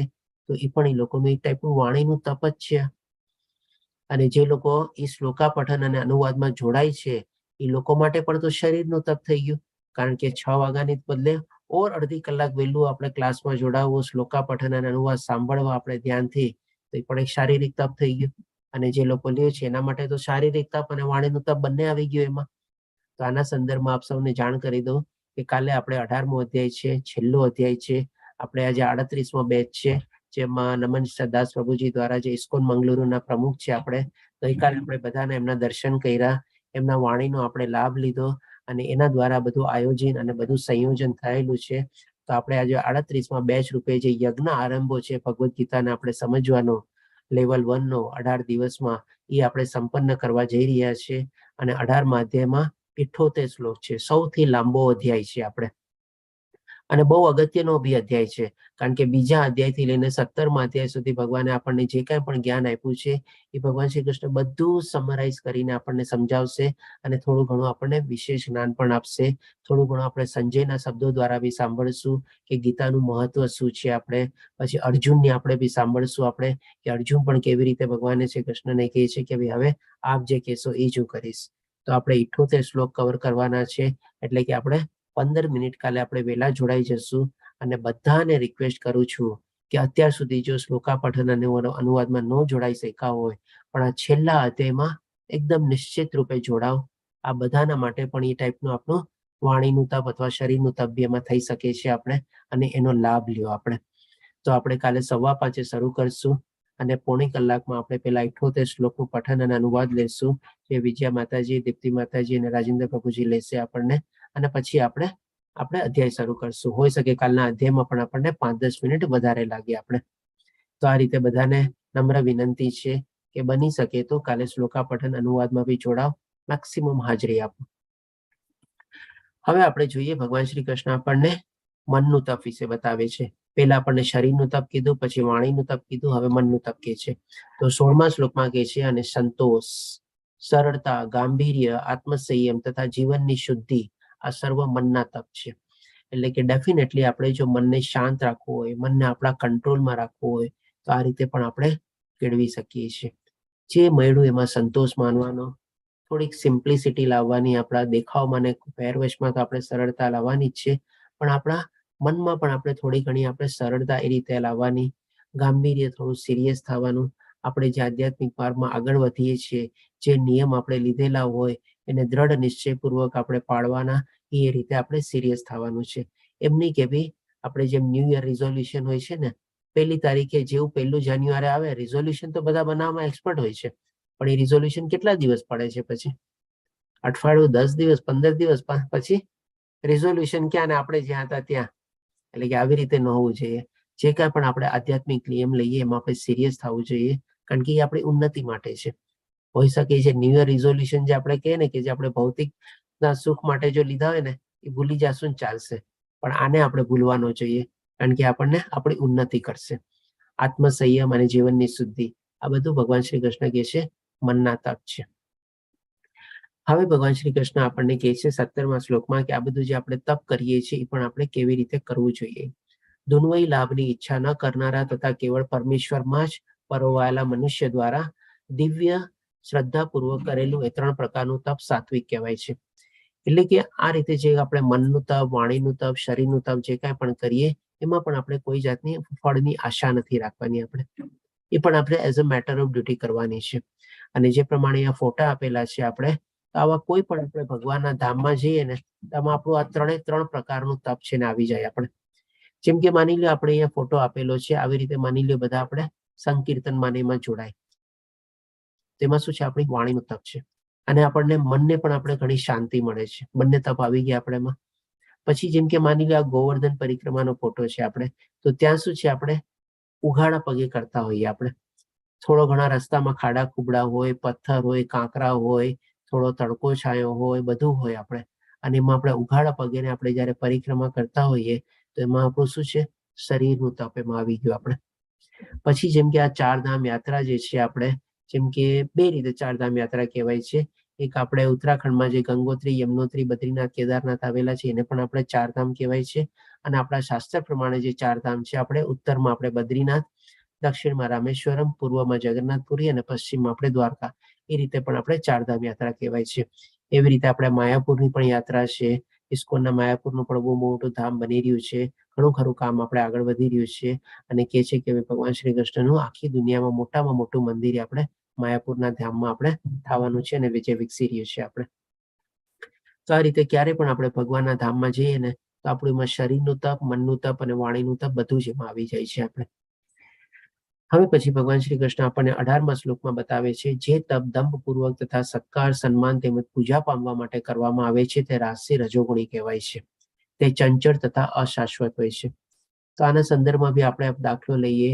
જેમ કે માની લો કોઈ અત્યારે બિઝનેસ ઓર્ગેનાઇઝેશન હોય અથવા તો કોઈ ગવર્મેન્ટ બોડી હોય, એના બધા સ્ટાફ લોકો આવી રીતે ક્યારેક સ્ટ્રાઇકમાં ને બધામાં જાય તો શું છે, એમાં પોતાના પર્સનલ બેનિફિટ માટે જ હોય છે ને. આપણે આ બધા આપણે રજોગુણી આપણે તપ કહેવાય.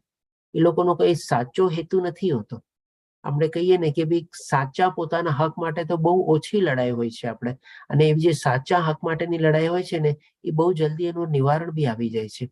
પણ આવી રીતે ખોટી રીતે શું બધા કામ ધંધાને આપણે નુકસાન પહોંચાડવું અને પોતાના મતલબ માટે આવું કોઈક આપણે આંદોલન ઊભું કરવું કે જેનો કોઈ આપણે સાચો કોઈ વજૂદ જ ન હોય, સાચું કારણ જ ન હોય, આવું કોઈક ખોટા કારણસર આવી રીતે મોટા મોટા આંદોલન આપણે પ્રસરાવવા અને જે પબ્લિક હોય આપણે એમાં ખોટી બધી આપણે પ્રચાર કરવો, આ બધા જે છે આપણે રજોગુણી આપણે તપ કહેવાય છે. પછી ભગવાન શ્રી કૃષ્ણ 19મા શ્લોકમાં આપણને તમોગુણી તપ વિશે બી વર્ણવે છે. મૂર્ખામીને વશ થઈને આત્મ ઉત્પીડન માટે અથવા તો બીજાઓને વિનાશ કરવા માટે કે હાનિ પહોંચાડવા માટે જે તપ કરવામાં આવે છે તે તમોગુણી વાળું હોય છે. તમે કહેશો કે આવા તપ આજકાલના ક્યાં થાય છે? તો કદાચ આવા તપ બી છે ને આજકાલની તપમાં ઘણા વધારે હોય છે.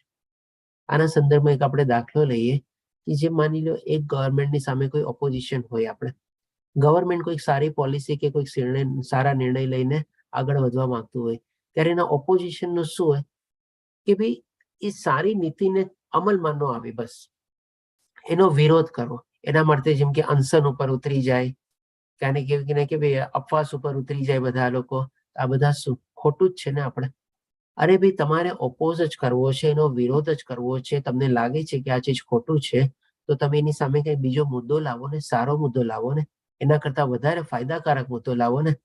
પણ ના, એવું બધું તો કઈ કરવું જ નથી. ખાલી ઉદ્દેશ શું કે ભાઈ સામે મારું જે થવું હશે એ થશે, સામે વાળાને પણ નુકસાન પહોંચવું જોઈએ, એની પણ આ પોલિસી પાસ ન થવી જોઈએ. આવા ટાઈપના જે બધા અનશન હોય, આવા ટાઈપના જે બધા લોકો ઉપવાસ એકટાણા લઈને બેસી જાય છે, એક જાતનું તામસી તપસ થયું ને. આપણે ઘણા બધા આપણે કહી શકીએ કે ભાઈ કોક આપણે ધર્મમાં બી એવા છે ને હોય છે. આપણે કેટલી કઠોર તપસ્યા કરે છે, આપણે શરીરને કેટલું કષ્ટ આપે છે. આપણે 1, 2, 5, 10 દિવસ નહીં પણ મહિના સુધી લોકો ઉપવાસ ને બધું કરતા હોય છે.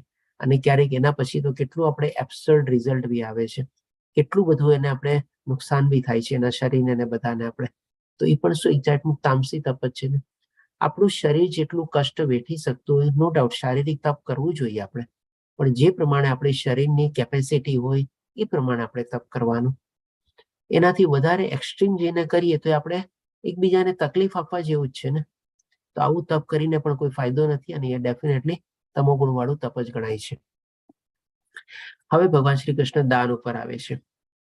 તો 20મા શ્લોકમાં ભગવાન શ્રી કૃષ્ણ કહે છે, જે દાન કર્તવ્ય સમજીને, એટલે કે પણ આપણે ફળની આશા રાખ્યા વગર, કોઈ બદલાની આશા વિના, યોગ્ય સ્થાને તથા સમય અને સુપાત્ર વ્યક્તિને અપાય છે તે સાત્વિક દાન કહેવાય છે. એટલે કે આમાં ભગવાન શ્રી કૃષ્ણ 3 કન્ડિશન આપણને બતાવે છે દાનની, કે જો 3 કન્ડિશન મીટઅપ થતી હોય ને તો જ એ સાત્વિક દાન ગણાય. અને એના સાથે સાથે આપણે ફળની આશા બી નથી રાખવાની.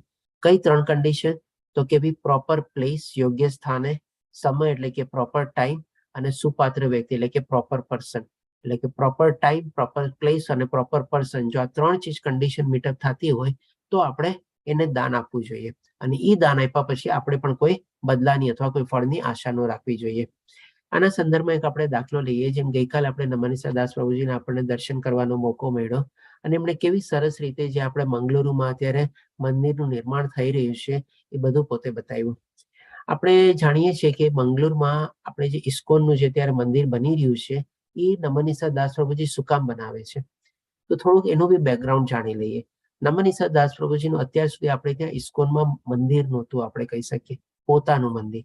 જે ઘરમાં આપણે એક નાનકડા ઘરમાં ભગવાનનો વિગ્રહ નહીં હતો, અને પણ આપણે ભાડાનું ઘર હતું, અને એમાં ભગવાનના વિગ્રહની સાથે નમનીસા દાસ પ્રભુજી આ બધું આપણે ઇસ્કોનનું મંદિરની પોતે ચલાવતા. આપણે હવે એમની ઈચ્છા થઈ કે ભાઈ ચાલો આપણે પણ ભગવાન માટે એક ઘર બનાવીએ. પોતાના માટે ઘર નથી બનાવતા, પોતે તો કહીએ ને કે ઓશિકા વગર સુવે છે, માથું આમ કરીને આમ સુઈ જાય, બોલો, એને ઓશિકું બી નથી જોતું આપણે. અને એને ભગવાનના ઘર બનાવવાની ઈચ્છા કરી, એટલે કે ભગવાન માટે મંદિર બનાવવાની ઈચ્છા કરી. અને ભગવાનની કૃપા થઈ તો ગવર્મેન્ટે એને આપણે એક સરસ મજાની જમીન બી ફાળવણી આપી, અને એ જમીન જ ઉપર અત્યારે આપણે સરસ મજાનું મંદિર બની રહ્યું છે. આપણે તો આપણે જોઈ શકીએ આપણે કે જે પ્રમાણે નમસ્તે દાસ પ્રભુજી આપણને રિક્વેસ્ટ કરી કે મંદિરના આપણે નિર્માણ માટે ઘણા બધા દ્રવ્યની જરૂર છે આપણે, અને ઘણું બધું કામ આગળ બી વધી રહ્યું છે. એ પણ આપણે ભક્તોની જ કૃપાથી આપણે કે ભાઈ એ આપણે શું છે, પ્રોપર ટાઈમ છે. સમય શું કામ? તો કે ભાઈ મંદિરનું નિર્માણ થઈ રહ્યું છે અને એમાં આપણે દ્રવ્ય જરૂરી છે, તો પ્રોપર આપણે ટાઈમ થઈ ગયો. પ્રોપર પ્લેસ શું કામે? તો કે ભાઈ જે મંદિર બની રહ્યું છે એમાં ભગવાન શ્રી કૃષ્ણનું જ મંદિર બની રહ્યું છે ને, તો જગ્યા બી આપણે સરસ થઈ ગઈ આપણે.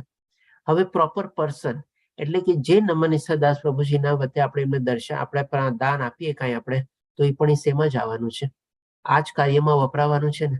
કાંઈ નમનીસા દાસ પ્રભુજી કાંઈ પોતાના પોકેટમાં તો નથી રાખવાના, એમને તો કોઈ ચીજની આશા નથી, એ તો બ્રહ્મચારી છે આપણે. અને એમણે પોતે IITમાં ક્વોલિફાઈડ થયેલા એન્જિનિયર છે આપણે, જે ઇન્ફોસિસમાં જોબ કરતા હતા, સારો એવો જોબ હતો, કહીએ ને 5-6 ફિગરમાં એની સેલેરી હતી, એ બધું છોડી છાડીને આ ભગવાનની સેવામાં લાગેલા છે અને આટલા વર્ષોથી સેવા કરી રહ્યા છે. એને પોતાના જો લાભ માટે જ કરવું હોત તો એ 6 ફિગર વાળી નોકરી છોડીને આવત જ શું કામે? ઇન્ફોસિસ જેવી કંપનીમાં આપણે IIT ખડગપુરમાંથી પોતે ક્વોલિફાઈડ થયેલા એન્જિનિયર છે, બોલો તો પછી એને શું જરૂર હતી? ઇન્દ્રિય તૃપ્તિ અને સર્વિસ સુખ જો એમનો મોટિવ હતો. એટલે કે પ્રોપર પ્લેસ, પ્રોપર પર્સન અને પ્રોપર ટાઈમ, બધી કન્ડિશન આપણે મીટઅપ થાય છે.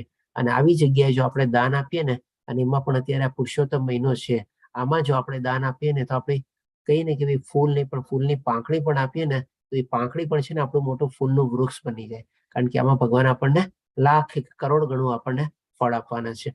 એટલે કે આવી રીતે આપણે આ કોઈ આપણે પ્રોપર પ્લેસ, પ્રોપર ટાઈમ અને પ્રોપર પર્સન જે કન્ડિશન મીટઅપ થતી હોય એમાં જ આપણે દાન આપવું જોઈએ.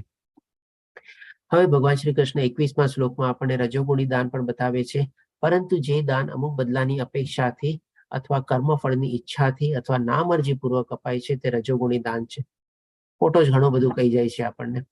કોરોના કાળ દરમિયાન ઘણા લોકોએ આવી કહીએ ને કે ભાઈ 20, 25, 50, 100, 200 રૂપિયાની શાકભાજીની બેગ કે ફ્રૂટની બેગ હતી. લોકો આવા ગરીબ લોકોને, બધાને, પીડિત લોકોને બાંટી હતી. બરાબર છે, સારું કર્યું, પણ સાથે જે પછી આપણને એક્શન એની દેખાય છે ને એ શું છે? તો કે ભાઈ મોબાઈલ ઉપર સેલ્ફી ખેંચે છે. શું કામ? એવી સેલ્ફી ખેંચવાનો મતલબ શું? તો કે ભાઈ આવો ફોટો ખેંચીને પોતાના સ્ટેટસમાં અપલોડ કરવાનો. સ્ટેટસમાં અપલોડ કર્યું હોય તો ચાલો હજી બરાબર છે. પછી શું આપણે જોઈએ? કેટલા લોકોએ જોયો? કેટલા લોકોએ જોયો? પછી આગળ શું? કેટલા લોકોએ લાઈક કર્યું? હજી આગળ શું? કેટલા લોકોએ કમેન્ટ કર્યું? આ બધો મુદ્દો શું? 100, 200, 500 રૂપિયાની શાકભાજીની બેગ કોઈને વેચી અને તમે આટલા ફોટા મૂકીને તમે સોશિયલ મીડિયામાં તમારું પોપ્યુલેરિટી વધારવા પાછળનો તમારો જો હેતુ હોય છે તો ભગવાન શ્રી કૃષ્ણને શું કહે છે? આ રજોગુણી દાન છે ને. કારણ કે આમાં શું છે? બદલાની અપેક્ષા છે કે ભાઈ બધા મને જોવે, બધા લાઈક કરે, બધા કમેન્ટ કરે. આવી કોઈ ફળની ઈચ્છા રાખવાથી આપણે કરીએ તો એ રજોગુણી દાન જ કહેવાય છે આપણે. હવે ભગવાન શ્રી કૃષ્ણ તમોગુણી દાન વિશે બી વર્ણવે છે. તો 22મા શ્લોકમાં કહે છે, અને જે દાન ગમે તેવી અપવિત્ર જગ્યાએ અનુચિત સમયે કોઈ કુપાત્ર માણસને અથવા પૂરતું ધ્યાન તથા આદર આપ્યા વિના અપાય છે તે તામસી કહેવાય છે. એટલે કે જસ્ટ ઓપોઝિટ ઓફ ધ સાત્વિક દાન. સાત્વિક દાનમાં proper time, proper place, proper person હોવા જોઈએ. ત્યારે તમોગુણી દાનમાં અનુચિત સમય, કોઈ કુપાત્ર માણસ અને પૂરતું અને અપવિત્ર જગ્યા, 3 જસ્ટ ઓપોઝિટ છે આપણે. તો આવી રીતે જયારે દાન અપાય તો એ પણ આપણે તમોગુણી દાન હોય છે. અને એમાં પણ શું? પૂરતું ધ્યાન તથા આદર આપ્યા વિના. આના સંદર્ભમાં બી આપણે 1-2 એક્ઝામ્પલ લઈએ કે ભાઈ આવા દાન કેવી રીતે અપાતા હશે. માની લો આપણા કોઈ બાળકને આપણે શું છે, કોઈ સ્કૂલ કોલેજમાં એડમિશન ન મળે, એડમિશન ટેસ્ટ આપી, બધું કર્યું, લિસ્ટમાં નામ ન આવ્યું. પછી શું કરે? એ લોકો આપણને ફોન કરે, ભાઈ તમારા બાળકનું નામ નથી આવ્યું પણ તમે એકવાર આવીને મળી જાઓ. સરસ મજાના આપણને એકદમ સારા એવા મળેલા શબ્દોમાં આપણને ઇનડાયરેક્ટલી કહે કે ભાઈ આવી રીતે આમ ડોનેશન આપો તો તમારા બાળકને અમે એડમિશન લઈ શકીએ. અમારે સ્પેશિયલ કોટા છે, આવા રિઝર્વ કોટા છે, તમારા બાળકમાં ટેલેન્ટ અમને બહુ દેખાય છે ને આવું બધું આપણને ચણાના ઝાડ ઉપર ચડાવે. આપણે ત્યારે શું વિચારીએ? ઠીક છે, મારા બેટાનું ભલું થાય છે ને, સારી કોલેજ સ્કૂલમાં એડમિશન મળે છે ને, અને આપણી શક્તિ બી છે, આપણે આપી બી શકીએ છીએ, આપી દો ને. આ શું થયું? આ રજોગુણી દાન થયું. આપણે નથી પ્રોપર ટાઈમ, પ્લેસ, પર્સન, એને જરૂર બી નથી અને આપણે દાન આપીએ છીએ અને આપણે સાથે આપણે ફળની ઈચ્છા છે આપણે કે મારા છોકરાને એડમિશન મળી જાય, એ રજોગુણી દાન થયું. તમોગુણી બી આપણે એક્ઝામ્પલ લઈએ. માની લો કોઈક જગ્યાએ આપણે કોઈક ચીજ અટકી ગઈ હોય, ગવર્મેન્ટના ખાતામાં આપણે પાસ ન થતી હોય અને ગવર્મેન્ટનો કોઈ ઓફિસરને એવું કોઈક હોય કે જેને આપણે આવી ટાઈપની લાંચ આપીએ આપણે, કે જેથી કરીને આપણું કામ થઈ જાય, તો એ પણ ઈ જ થયું ને. નથી પ્રોપર ટાઈમ, નથી પ્રોપર પ્લેસ, નથી પ્રોપર પર્સન, કાંઈ નહીં. અને જે માણસને આપણે આવી લાંચ આપીએ છીએ ને પ્રત્યે આપણને કોઈ આદર નથી હોતો. આપણે તો એને કહીને અંદરથી ગાળો જ આપતા હોઈએ છીએ આપણે. તેમ છતાં આપણે એના પૈસા આપીએ છીએ ને કે ભાઈ મારું કામ કરી દે છે. એટલે કે આવો રિસ્પેક્ટ વગર પણ આપણે જે દાન આપીએ અથવા જે કહીએ એ પણ આપણે કહીએ ને, અને એ લોકો પણ આજની તારીખમાં કહે ને આ શું છે, આ તો તમારી સેફટી માટે છે, તમને આટલો લાભ થશે, તમને આટલું તમે સુરક્ષિત થઈ જશો, તમે આટલું કરી દો ને, હું તમારું કામ પતાવી દઈશ. આવી રીતે કરીને આપણે જે લાંચ આપીએ છીએ આપણું આપણે કરપ્શન વધે છે અને ડેફિનેટલી તામસી દાન જ છે આપણે. હવે આ બધું વર્ણવ્યા પછી ભગવાન શ્રી કૃષ્ણ 23મા શ્લોકમાં કહે છે કે સર્જનની શરૂઆતથી ઓમ તત્સત આ ત્રણેય શબ્દો પરમ સત્યનો નિર્દેશ કરવા માટે પ્રયુક્ત કરાતા રહ્યા છે. આ ત્રણ પ્રતિકાત્મક અભિવ્યક્તિઓ બ્રાહ્મણો દ્વારા વૈદિક મંત્રોનું ઉચ્ચારણ કરતી વખતે તથા બ્રહ્મને સંતુષ્ટ કરવા માટે યજ્ઞો કરતી વખતે પ્રયોજવામાં આવતી હતી. એટલે કે જે કાંઈ પણ આપણે શુભ કાર્ય કે બધું કરીએ તેમાં આપણે શાસ્ત્રોમાં ઓમ તત્સત ત્રણ શબ્દો વર્ણવેલા છે. ઓમ એટલે કે શું, આપણે ભગવાનનું આહવાન કરીએ છીએ, ભગવાનને આપણે બોલાવીએ છીએ, ભગવાનને આપણે નિમંત્રણ મોકલીએ છીએ, ભગવાનને સાક્ષી તરીકે આપણે હાજર રહેવા માટે આપણે બોલાવીએ છીએ ઓમ કરીને. અને તત એટલે કે શું, તત્વ એટલે કે ભી ભગવાનને જે કાંઈ પણ આપણે કરીએ છીએ એની સાથે જોડી દઈએ છીએ. અને જ્યારે આવી રીતે ભગવાનને એની સાથે જોડી દઈએ તો એ જે કર્મ હોય એ જે છે એને આપણે બંધન કરતા નથી થતા, પણ આપણા મુક્તિ કરતા કર્મની થાય છે. અને યજ્ઞ પણ એવી રીતે આપણા મુક્તિ કરતા થાય છે. અને સત એટલે કે આવી ભાવનાને આ રીતે કરેલું હોય તો જ એ સાચું છે, નહીં તો એ ખોટું છે. એટલે કે આ રીતે ઓમ તત્સત ત્રણ શબ્દ આપણે દરેકે દરેક સારી ચીજમાં આપણે શરૂઆતમાં બોલીએ છીએ. અને એવી રીતે આપણે બ્રાહ્મણોને બધા જે કંઈ પણ યજ્ઞ ને બધું કરે છે બોલે છે. હવે પછી છેલ્લા શ્લોકમાં ભગવાન શ્રી કૃષ્ણ 28મા શ્લોકમાં કહે છે, હે પાર્થ, પરમેશ્વરમાં શ્રદ્ધા વગર યજ્ઞ, દાન કે તપ રૂપે જે કંઈ કરવામાં આવે છે તે ક્ષણભંગુર હોય છે. એટલે કે બધું ટેમ્પરરી, મોમેન્ટરીલી હોય છે. અને એ અસત કહેવાય છે, એટલે કે ખોટું કહેવાય છે. અને આવું ખોટું એટલે કે આ અસત આ તેમજ એટલે કે આ જન્મમાં તેમજ આગામી જન્મ બંનેમાં વ્યર્થ છે.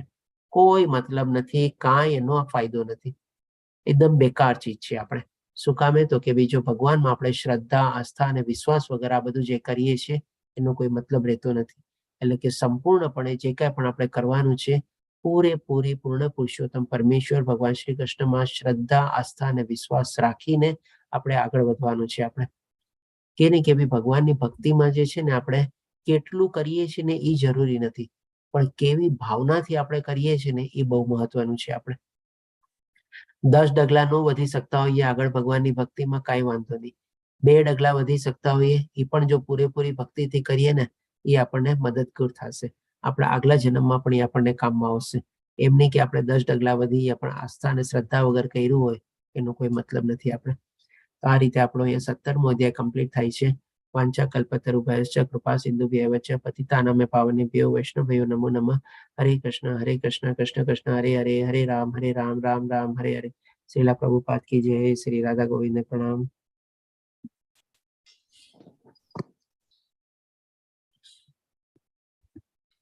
આના સંદર્ભમાં જો કોઈને કોઈ પ્રશ્ન હોય તો લઈ શકીએ છીએ આપણે. હરે કૃષ્ણ અક્ષય પ્રભુજી, 2-3 દિવસ આપણે મિસ કર્યા હતા. હા પ્રભુજી, અમારા ત્યાં અમારા માતાજી કામ હતું ને એટલે. અચ્છા અચ્છા, હા બરાબર. હરે કૃષ્ણ બાપુશ્રી. હરે કૃષ્ણ પ્રભુજી. હરે કૃષ્ણ.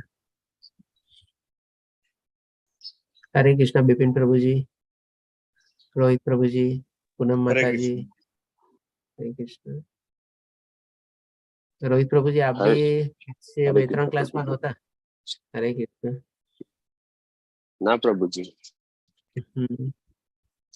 કાલે છેલ્લો અધ્યાય છે. બધાને ફરીથી વિનંતી કરું છું, બધા જોડાઈ જજો, કોઈ મિસ નહીં કરતા. આપણે શ્લોકા પઠન અને અનુવાદમાં થાય તો એ પણ જોડાઈ શકો છો. એમાં કોઈને કોઈ પ્રશ્ન? કૃતિ માતાજી, શીતલ માતાજી, લક્ષ્મીદાસ પ્રભુજી, દીપિકા માતાજી, ચિંતન પ્રભુજી, ભાવના માતાજી.